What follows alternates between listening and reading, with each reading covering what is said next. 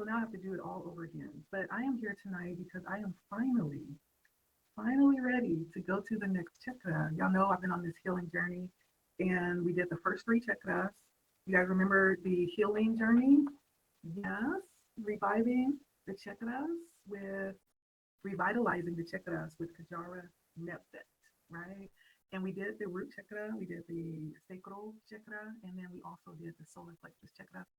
And I have a confession. Like after that, I know I was supposed to go into, not necessarily supposed to, but the heart chakra was next. And I have spent, and I'm just being transparent, I've spent like the last 6 months trying to move into the heart chakra for that portion of this shadow work, right? And it was like pulling teeth. And I sat down like maybe 3 or 4 times to do it, and it just wasn't, I wasn't there yet. I just wasn't there. I couldn't do it. And so it has been a work. And I think there has been something that has kind of cracked, right, lately that has opened up for me to do this healing. And I've been doing it and I'm ready now. And so we are back.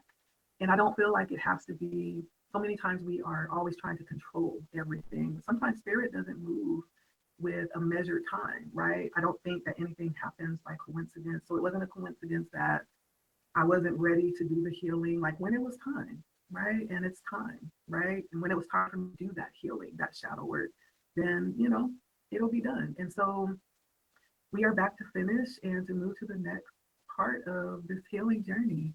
And for those of you that have been kind of with me since the very first sit down that I did, you're kind of familiar with revitalizing the chakra. So basically, we go through each chakra starting from the lowest, which is the root.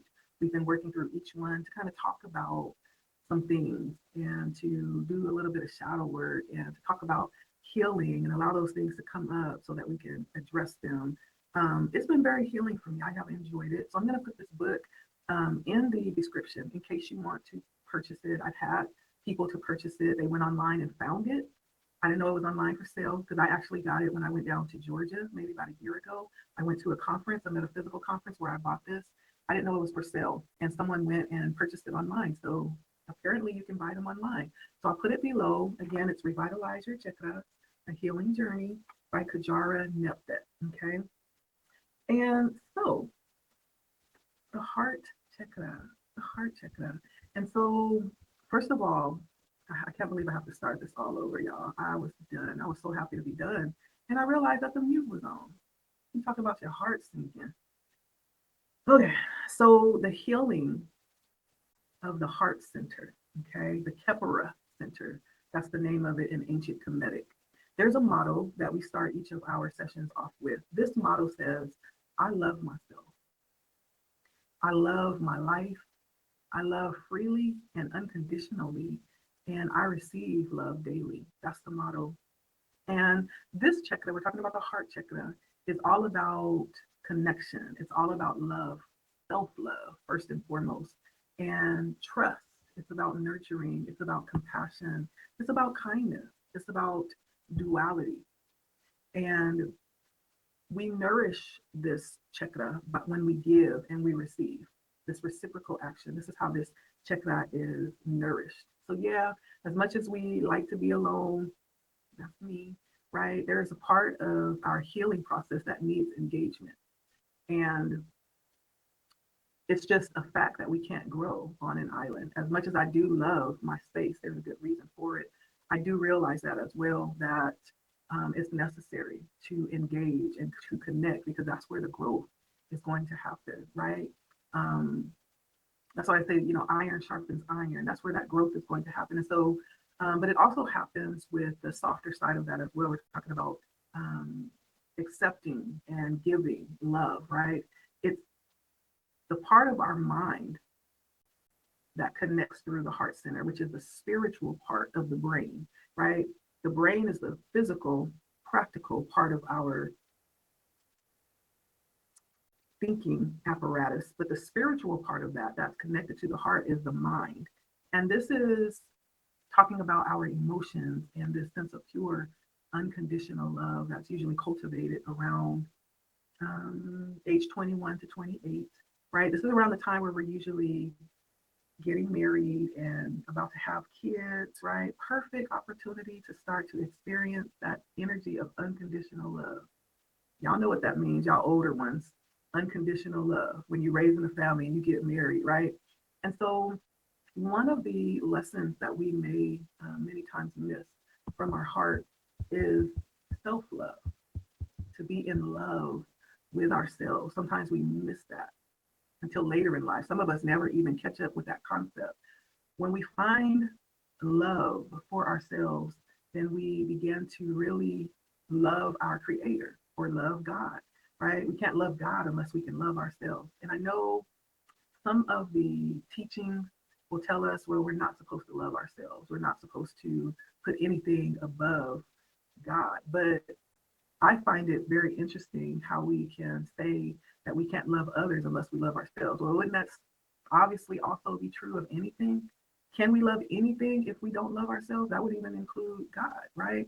And so I tend to believe, I've come to believe that loving ourselves actually needs to be the first thing on our list. That needs to be our priority.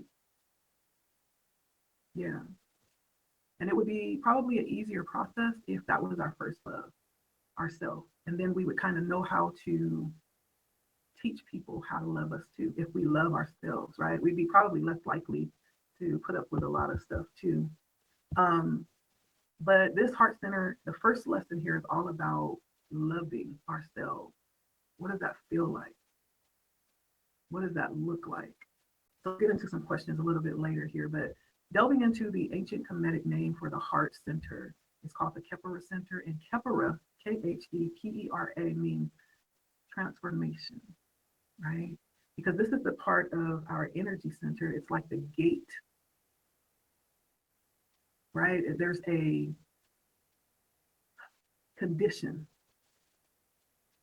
for the energy to be able to pass through this part, because we have our lower chakras, which is really all about grounding and foundational, very practical, earthy energy. And then we have the higher element, right? But it passes through the heart. There's almost like, and I don't know, there's this idea that Spirit is giving me right now. And I'm trying to remember the name of it. It's a Egyptian principle, I'm going to say, and it's all about weighing of the heart. There's a scale, right? When you are being judged, right? And there's a weighing of the heart that happens that determines whether or not you get to pass on to this better state of existence, right? And the weighing of the heart is done with a scale, and there's a feather on one part of the scale, and then your heart gets placed on the other part of the scale. And if it's lighter than the feather, then you get to pass through. But if it's heavier than the feather, right, there's like a failure there. I don't know why that's coming up, and I forget the name of it. There's a name of the energy that carries that balance. But this is kind of like what I am feeling with the heart space. There's like a weighing of the heart. There's a weighing of judgment, right? As the energy comes up through these chakras, it has to pass through the heart center. It's almost like an energy of purification before it actually goes up towards the higher element of our energy center. This is where our higher self, right, is. And so the heart center is between the upper and the lower energy centers. It's the balance between the two. It's all about mastering the lessons of the heart center, which helps us to ascend to our higher self. And so as I began to really allow myself to open up and explore, like what's there, what do I feel when I delve into my heart center? What things lie there? I tend to believe that I'm a bit of and I don't know if this term has been overused, but I relate to it, a wounded healer whose mission has been to really understand some of the emotional trauma that I've experienced living this life. Lately, I've had a chance to really look at some of the cycles, not only in my life, but also be open and understand cycles that has passed through my bloodline, my generation, or generations before me, like my mother, my grandmother, my great grandmother. And for me, it's been a privilege I've enjoyed really being able to take a close look, even at my own experience. When I look back at my childhood and how my childhood experiences kind of shaped and molded me along the way in many different ways, and how I, since we're talking about the heart center, we're talking about connections, how I relate and connect to people today, how it has everything to do with my childhood all the way up until now. And this has been really difficult. And I think that's why it took me so long to come back and finish or to start on this next part of the healing, because this is where a lot of my heaviness is. This is where my work is in the heart center, heavy work. And I've had a chance to really sit back and notice how I relate, in connections. And I've been able to view myself in relation to those connections in my relationship. And so as I look back, I noticed that my childhood, it was very traumatic in many ways. And I've had many experiences with very narcissistic energy. I don't like to use that word, but I'm not calling anyone narcissistic. I just had encounters with narcissistic energies from friendships when I was really young, all the way, to family, even in the classroom. It's crazy. Even at school, like this energy just kind of like haunted me. And I know back in the day that probably was not a prevalent word, as prevalent as it is today, narcissistic, but just to give you an idea of the dynamic of the energy and the relationships that I had, that I was connecting to as I was growing up. Um, there were some very damaging things that I look back at and I see as very bad. It's very difficult. And when I consider it from a spiritual point, it almost feels like there was like a spiritual hit put out on me, going all the way back to the womb, like it's even to that point. And I've had the opportunity to have really deep discussions with my mother where she was really open and honest with me about, her experience being pregnant with me and carrying me, and how she felt about, carrying me in her womb. And I don't think a lot of people understand or realize like how we began shaping the spiritual life of the fetus as we're carrying it in the womb. It starts in the womb, and it starts, it has a lot to do with the condition of the mother, because everything that the mother is feeling, the baby feels, the fetus feels. So if there's the depression going on, right, the fetus feels that. If there's a sense of, regret, or there's a sense of not really wanting the pregnancy, the baby feels all of that. All of that is being funneled energetically into the child. And so we're shaping and molding our children, even when they're in the womb. And so I've had really deep conversations, with my mom about, the experience of being pregnant with me and some of her conditions during that pregnancy. And so to understand that, mothers, how we can really shape the existence, or we began to shape that from the womb. It starts there. And if we're not careful, we can mark the child right from the womb if we're not careful. And then even with that, I found myself kind of in some of those same patterns with my pregnancy without even realizing it. Like this is how things just cycles just continue without even realizing it. But if we're not careful, we'll overlook the fact that this is happening. We're shaping our child's existence even from the womb. But needless to say, I've had, this sense of this certain very narcissistic energy that I felt my whole life. When I say my whole life, I mean it. And I felt like I've had this kind of like this target on my back. I don't know if anyone else feels that way, from a very, very young age. Now, I don't think that this is automatically something that made me a victim. That's not what I'm saying. Even though I may have identified with certain mentalities around that energy. But I think for the most part, though, this particular circumstance that was given to me, this path that I was given to walk, right, kind of in turn caused me to be somewhat of a rebel, right? But I was a rebel with a soft heart. So very strong-willed, very stubborn, right? But at the same time, a softie, a very soft, kind hearted person to kind of balance out that. So not someone that's easily beaten or defeated. Like I'm able to hold my own, right? But it balances out with this very um, healing type of energy that I've always had naturally. Don't know why, but I just always had it. And sometimes, somehow, that's what kept me going, that very healing element that I was given. It was able to keep me in this good state of mind and believing that no matter what has happened, no matter what is happening, they're still good in the world. They're still good people in the world, despite what has happened, right? That kind of kept me going, that belief. And I believed it with my whole heart.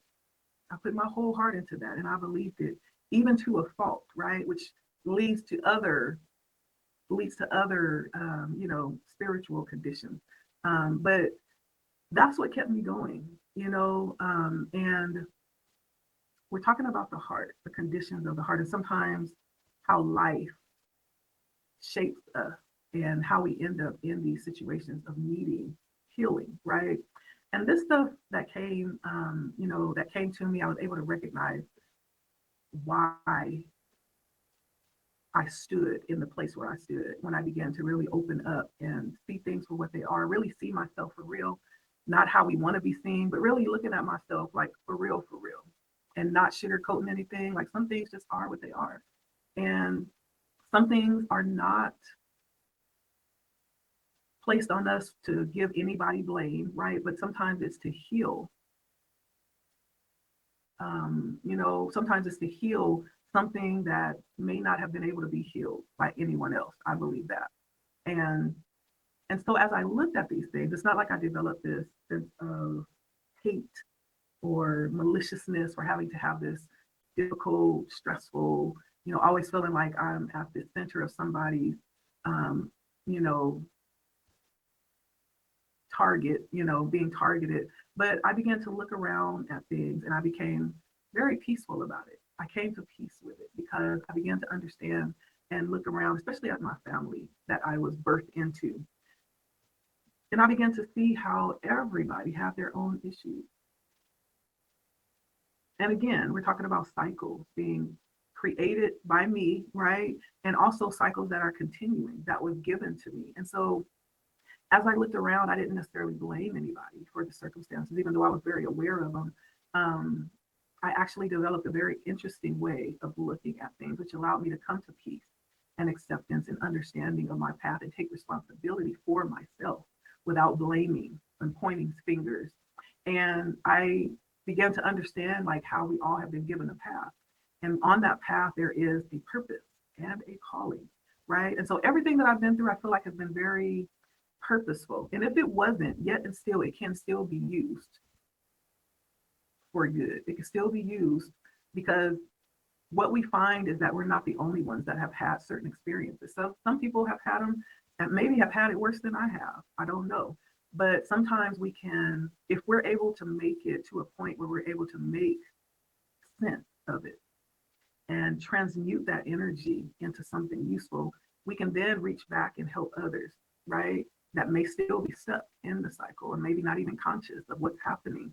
And so I began to understand, that maybe this is, purposeful. Maybe there's a reason, if nothing other than to heal some things that have been passed down from generation to generation, right?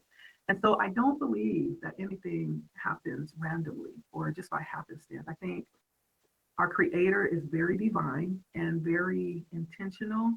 And I think when it comes to each one of us, there is no exception to that rule. I know there's people that say that we chose this life and we sat down and wrote a contract of specific incidents that we've signed up to experience. I'm not sure if I would go to that extent, but my mind is open. It could be, but I do understand that nothing just happens by chance. Everything is very purposeful. And I feel like this is what it's all about. It's about holding space and addressing issues, that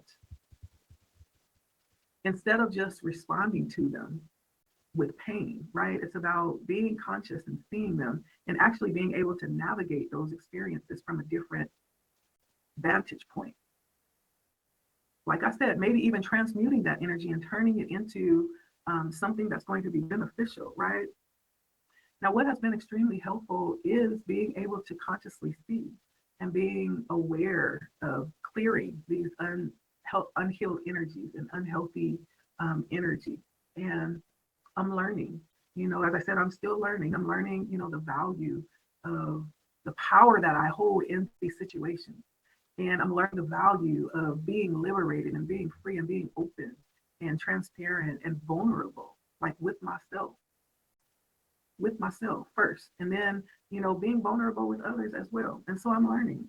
I'm learning to hold space by, being open with this journey, which is why I am here, why I'm talking about it. And so I do think it's necessary, though. One of the greatest things that I have overcome is this energy of shame, feeling like I have to hide or be ashamed of something.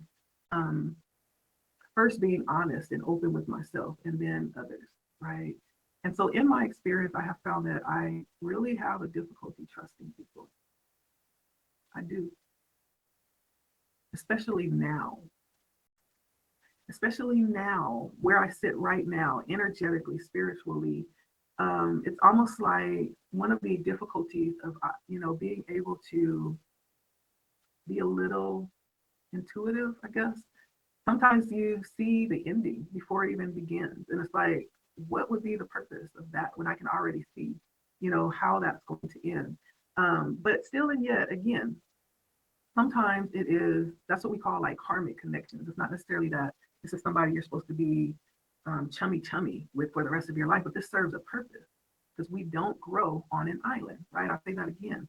It is through connection. This is what we're talking about, connection. That's what causes, it's almost like iron sharpening iron. This is what causes us to continue to grow, right? And being that this is the passageway to the higher Chakra, there's a sense of purification that happens here. There's a purification that happens when we connect with others. Whatever that connection ends up being, right? In some way, shape, or form, it is purifying each and every one of us, right? In some type of way. And so I found that, I do still, because of that, I have deep seated trust issues. And it's due to certain experiences around just disappointment and the breach of trust, especially as I've experienced it with my close knit, intimate relationships. But, knowing is half the battle. The other half is now that you know better, now you can do better, right? So I know that. And I know, that I have to push myself in that way. Because when I tell you, one of the beautiful things this last couple of years I've been on this healing journey is feeling like it's okay to be alone. Like Spirit is like, you have spent all of your life taking care of other people. You have. And it's okay to be alone. It's okay to go over there and sit in a corner for a year or two and not be bothered with people. Like I have so enjoyed it. It has felt so liberating, so good. But I do also understand that part of my growing is through connection with other people. And so we can't stay there. And so acknowledging that process for me has been helpful in me accepting my own imperfections and my sense of humanity. I'm human while also honoring myself and my heart during this process. And so that's kind of like what this stirred up for me. And like I said, it took me a while to sit down and do this because this is where a lot of my heavy healing, my heavy lifting is. It's in my heart, Chakra. And so I tried to sit down and do this a few times, but it just feels like lately, maybe about, there's something that kind of cracked in this area for me that has allowed me to reconnect with this energy. And Spirit actually is very interesting how Spirit moves. I'll say that. And which is why I have developed such a high level of trust, right? You'll see me doing some crazy stuff because Spirit may have told me to do something. And I'm like, okay, well, if you say so, because Spirit has proven some crazy stuff to me and it has proven to be true. And it has proven to work out better than I ever even imagined. And so, um, spirit does not move how we move, right? And with the time thing, like how I, in many ways, thought, okay, it's been a while. Like, I need to hurry up and get back and finish this healing thing. But spirit was like, no, hurry for what? You are doing the healing, right? When it's time, it'll be time. We are not on a time schedule. We're on a healing schedule, right? And so I'm able to sit down and talk about it. It's time, right? The healing is being done. The heart space has been cracked open. And so I'm just so thankful. I'm thankful for it. And I do want to continue to share that with you all because I don't know if people have an outlet for this. And so there may be someone that, needs to hear this. There may be someone that relates. Maybe they're not able to put words to it. Maybe this is something that they've been being drawn to, working with the energy centers and the chakras. Maybe they're like looking to try something different. Whatever it is, right? I'm here and I'm open and I'm transparent. And I think this is part of what I'm being called to do right now. And I also recognize that it's very healing for not only me, but those that come before me, those that come after me. Again, spirit is has no dealings with time. And so when we look at time and we try to say, well, what has passed is past, it has. But the healing that we do now, I do believe that it can go back and redeem. It can go back and heal what has happened in the past. In the same way that the healing work that we do right now can actually filter forward into the future, right? And so I just feel like there's a beautiful, deep sense of connection where I stand right now. And as I open up to do this healing, it's multi generational. It's not just for this moment in time, but it's spanning in every area. And so going back to the actual activity. And so after doing a little bit of like a deep dive in the heart, right? There's always a couple of little questions that they ask, exercises to cause you to dive a little bit deep and explore like what comes up when you open up to these energies. And so there's a couple of questions that they asked. One of them I just answered. So the first one was, what pain am I holding in my heart? And I kind of delved into that a little bit. So when I delved into that question, this is what came up for me. The other question was, how do I love myself? And for me, I answered those questions. I do intentionally try to do things to demonstrate the love that I feel, right? Because what is love without action? It's non-existent. And so some of the things that I do to love and to demonstrate what I have from the inside so that is manifested outwardly, I put myself first often. Like I said, I've been a giver my whole life. And so much so that before I even had kids, like I wanted 10 kids. I wanted like 10 girls. Why? I don't know. Like there was something a little bit cuckoo, but I did. I just have always had this very giving nature, this sense of needing to feel needed, right? I'm so glad that I was not given what I wanted because the three that I had, along with the other ones that I helped raise, was more than enough. But after raising my kids, I've come to a point where I can truly be selfish. And I'm very selfish. And I put myself first. And I make conscious choices that are for my happiness, right? And I love it here. I think I love this little life. I love it here. I love being able to, make choices.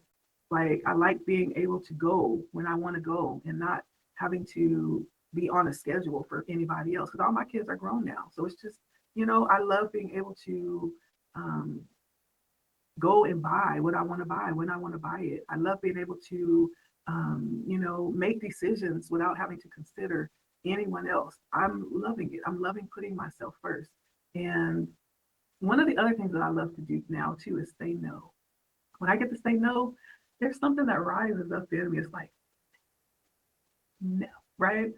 It brings a sense of joy saying no, because I've been the yes man for so long. It feels good saying no.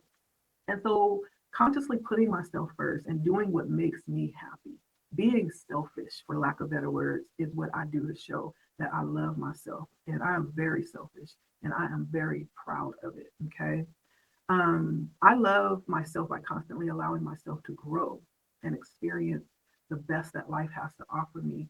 Um, and so I actually have allowed myself to do the very thing that somewhere in the back of my mind, there is this little stop sign that says, stop, uh-oh, don't do that, right? This is how I love myself, by allowing myself to release myself from any preconceived notions, any limits that I placed on myself, any limits that anybody else has placed on me, right? Mm-mm, remove them. We about to do that, right? And so that's how I love myself, by constantly allowing myself to grow. And how do we grow? We don't grow by being comfortable. We grow by doing the thing that we're scared to do, right? And it's always a fear because we've already made up in our mind like what it's going to be. It's going to be bad, but we don't know that. And I'm not saying go do some crazy evil stuff, but I'm just saying allowing yourself to remove some limits and free yourself to do some things that maybe you've always wanted to do, but you haven't allowed yourself to do it just for some small menial reason that has nothing to do with you. Maybe you're afraid of what people gonna say or what they gonna think. Well, okay, they gonna think what they gonna think, even if you do what they want you to do. They gonna think what they gonna think anyway. So that does not matter. I also love myself too by looking in the mirror for things that I love about myself. And so me in the mirror, we got a thing going on because I love the way that I look. I really do. And I stand in the mirror and I point out like different things that I love. And I make myself, well, it's a joy now to do it. I spend a lot of time in the mirror now, but there was a point where there was a point where I found it really difficult to look at myself in the mirror. There's been some really dark spaces in my life, and I'm no longer there. And so now that I'm in a place where I can appreciate and love myself, listen, let her rip, take off the tape, right? And so I love to look in the mirror and I allow myself to do that. I allow myself to take selfies, to do, things to show that I appreciate myself. I allow myself to buy things that I love, like flowers, um, things that make me feel good, like keeping my hair done, very aesthetic things. I'm very aesthetical. And so I like things that are pleasing to the eye, you know. I like things that feel good to the skin, right? And so those are the things that I do for myself, things that I love, things that make me feel good. It's okay to feel good, especially if you've raised children. You have already paid your price in life. You shouldn't be withholding yourself from nothing, right? That's how I feel.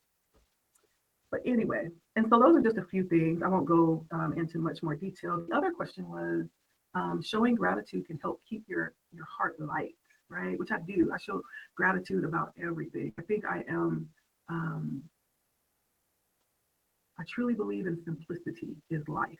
Simplicity is life. The more simpler it is, the less complicated. Listen, just give me simplicity. I'm thankful, like for simple things, like the fact that we have water. Listen, I can't tell you how thankful I am that we have running water, right? I'm so thankful that, I'm in a position where I'm able to create. Like I said, um, I have a drawing to very creative things, things that are very aesthetical, pleasing to the eye, and I love doing it. I love the act of doing creative things. That's why you guys will see me just doing all kind of stuff. Like every other week, I'm probably onto something different because I love the energy of creating. I love the act of creating. It makes me feel very much in my power, right, to create. And I'm thankful for the fact that I'm in a position to be able to do that. Because you know what?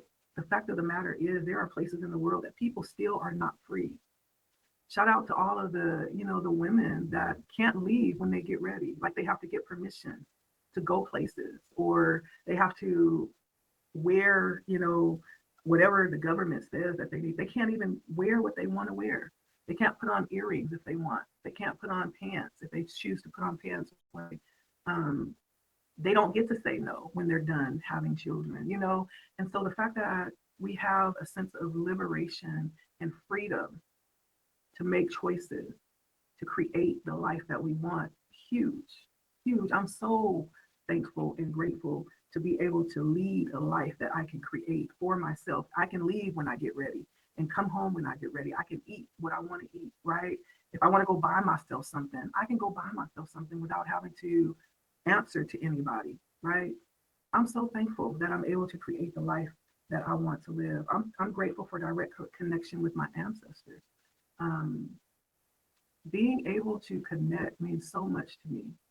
And so many times we don't understand the importance of that until later in life. We spend a lot of our young years just in la la land, like, and we don't understand. Sometimes we have the greatest treasure right before us in the form of ancestors, right, that are still living, but we don't realize the value of what we have until it's gone, many times till later in life. But the beautiful thing for me is that I haven't been cut off from that energy or the source of that energy. I still have the connection. I still have this very beautiful um, relationship with my ancestors. And yeah, and so I'm thankful for that. Never in a million years would I thought, right, that I would be actually living the life that I'm living today. I'm telling you, I would not have thought it, but I'm thankful for it. The life that I'm living, the air that flows in and out of my body is not just air, but it's consciousness, right? I'm thankful for the fact that I can even see, not with these eyes, but see, right? I can see past what's seen with our physical eyes. I'm thankful for that. I'm thankful for the connection directly with spirit, and I get to create what that is. Nobody is telling me what my beliefs is. I'm thankful for the fact that I got to give my children that freedom to be able to decide what their connection with spirit will be like. So thankful. Like, we take so many things for granted. If we just sit down and write a list, that will brighten up your day because you will understand just how privileged you are, right? If you're able to say these things. I'm thankful to be able to make it this far in life. Like, I'm halfway um, to a century. Like, everybody has not been able. And if they have, maybe, just the fact that I'm able to be here, have a quality of life, be able to think for myself, move myself around. I'm not dependent upon nobody. Listen, close the curtains. Just that alone is enough to spend the rest of my life in Thanksgiving. And so I won't go on. I have a whole list of stuff: healthy, smart children, nature, the flow of abundance, healthy in my body. Like, just the list goes on. And you notice none of those things were flashy stuff, right? That's a byproduct of, just living life. But even without all of that, there's so much to be thankful for, and I am. And so, revitalizing this heart chakra, I'm so thankful that spirit has allowed me the experiences that has cracked my heart back open so that I can finish this healing work. I'm thankful. Okay. And I won't complain about it, not at all, because many times what spirit is doing, we can't even understand because spirit is on a higher level than we are. But we just, like I said, we learn to trust and be open and just flow. And then be in awe at where we end up when we allow spirit to do the healing, the brunt of that healing work. All we have to do is be available and be open for it. And so I'm going to end it there. Yeah, we're about 50 minutes. This is about how long it took me last time when it was on mute. And so, just reiterating this particular chapter of healing, the heart chakra. Listen, I don't know about y'all, but I made it over. I made it over, and I am so happy. I'm so happy. I don't have any complaints right now, and I'm so appreciative. And it sounds weird, but even for the pain, right? Even for, as I look back at all of the misfortune, it has made me who I am. And I don't even know if I would want to be anybody different. I love who I am right now, and I wouldn't change it for anybody else. And I know some pretty awesome people, but they're not me, right? And so that is kind of like the gist of this part of the healing, delving into that heart chakra. Listen, is nothing to play with. Listen, if you're not ready to open up and really be real with yourself, just wait, right? Don't even play with it. Wait until you're ready, okay? Because spirit is going to take you into some deep healing. And along with that is the experience that we get to experience too. A lot of my healing has been very practical things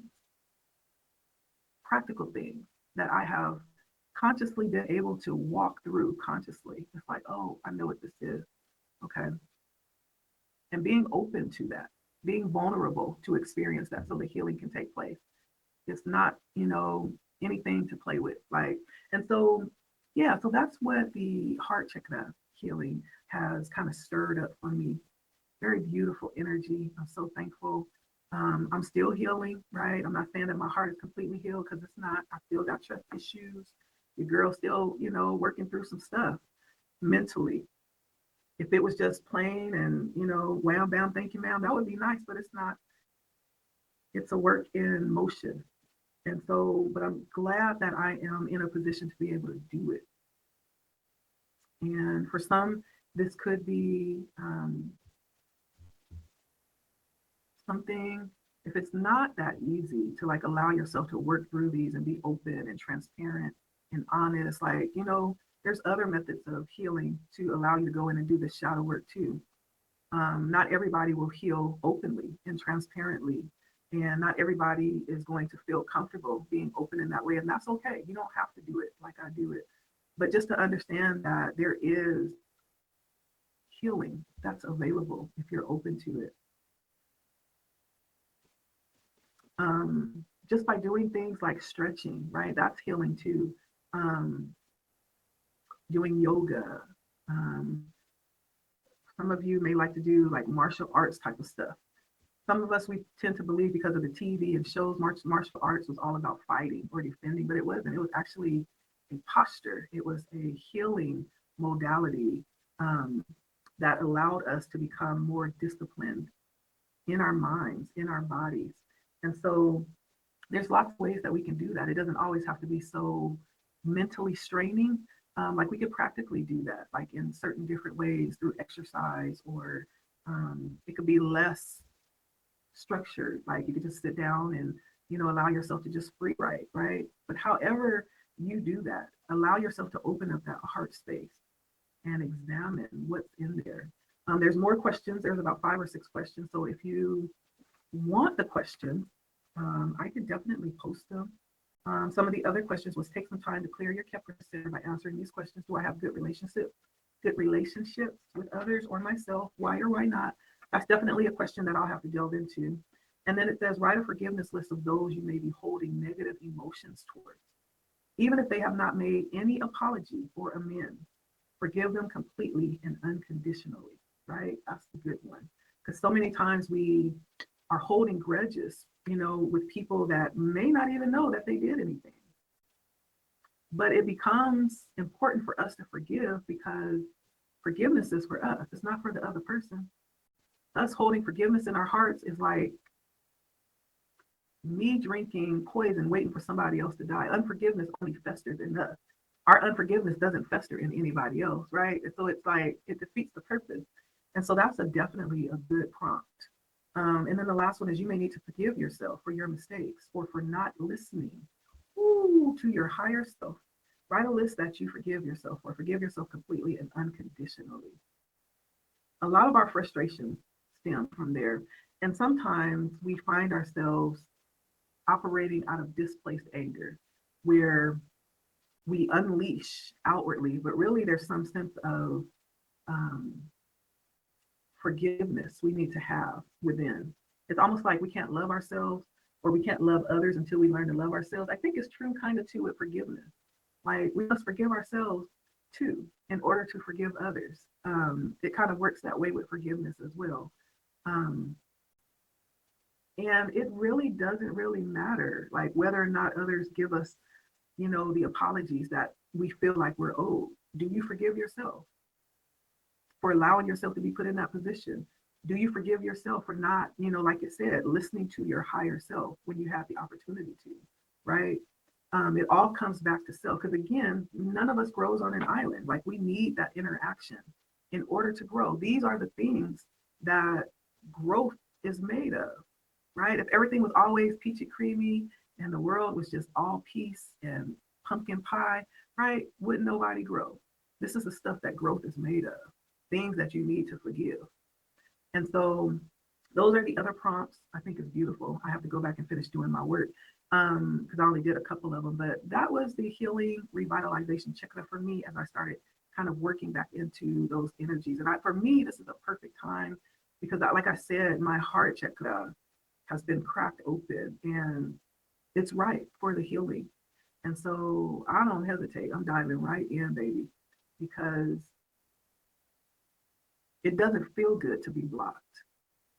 It doesn't feel good to um, have blind spots and be operating, in the dark. Like, and so for me, I'm ready to jump in to do the healing wherever it is available. I'm for it. And so that's what I have. So thank you all if you have been following and if you have enjoyed it. Thank you for stopping by and sharing your energy. Let me know if you have questions. I'm going to put this down in the description in case you want to find it online and work through it with me if you want to, right? The next one is going to be the throat chakra. Mm. This is partially the creative center as well. The sacral chakra is a creative center. This is kind of where the creative center is released, right? Very interesting. It's not just about speaking either. It's also about being able to intake and discern as well. The throat chakra is very interesting. And this is another area for me. So this next one is going to be very interesting too for me. I'm not sure how long it'll take, like just like this one, whenever spirit tells me, it's time to work in this area. It could be next week. I don't know. It could be a month from now. I'm just, being led. And as I'm doing the work, that's when I feel liberated to talk about it because it's most relevant to me and most familiar when I'm in it. And so that will be the next one. So if you want to jump in on the throat chakra, so you're ready for the next one, you can do that. Okay, I'm gonna put that in the description. Thank you all for stopping by. I'm gonna end it here. Letty Speaks here. And so I will see you guys at the next one. If you enjoy these little sit downs, discussions, feel free to comment if you have anything to add. Like, share, subscribe if you're just passing through. I appreciate you all. Until next time, take care of yourselves and take care of your heart.